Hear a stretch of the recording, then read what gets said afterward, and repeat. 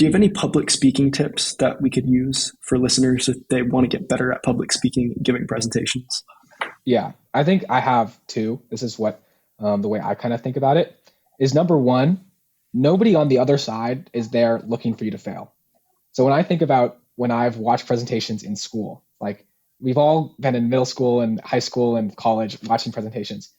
And I know what it's like to be up there and feel very embarrassed, but I know what it's also like to be in the audience. When I'm in the audience, normally, especially if it's my friend up there, I'm not watching them being like, where are they messing up? Right? Like, where are all the mistakes they're gonna make? I'm just there because I'm watching them, right? I have to watch them in this case. Or if you're going to a presentation, you're there because you're looking to watch that person. You're not looking for them to fail. And so to recognize when you're on stage, when you're the one giving the presentation, that everyone out there is not really looking for you to fail. They're looking for what you have to say. It kind of, for me, took a lot of the pressure off. When I'm going up there, they're not micromanaging what I'm doing because when I'm in the crowd, I'm not micromanaging what they're doing. Maybe sometimes you'll notice something embarrassing or whatnot when you're in the crowd, but you let it go. You don't really care.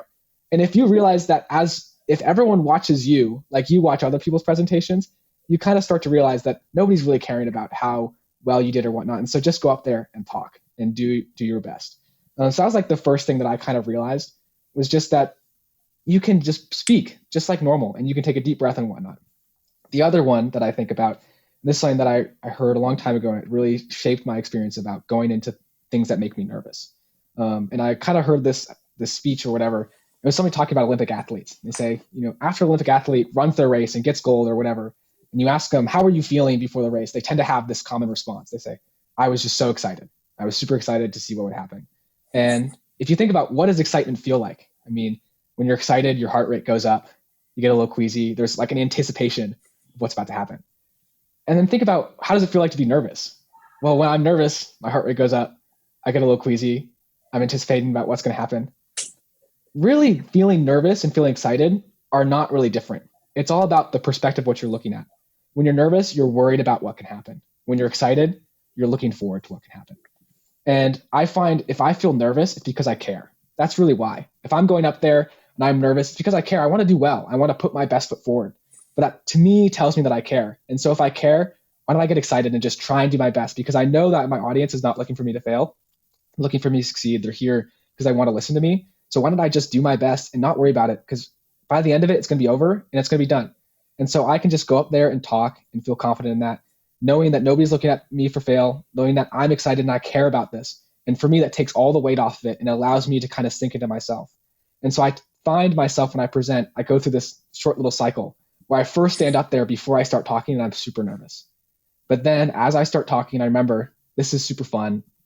I'm excited to be here. And the nerves kind of go away and it allows me to just begin speaking more fluently because I've prepared. I know what I'm here to do. And you can kind of, when you watch your audience, you see that they're listening to you, especially if you're presenting for something like a case competition. They're asking you to be there. So they're actually paying attention to what you have to say.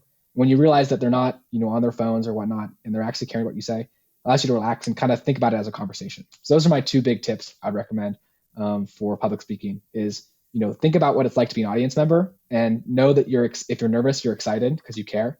And so focus on the excitement rather than the nervousness. That's an amazing perspective to have, especially the last part that you said right there about nervousness and excitement being about the exact same feeling.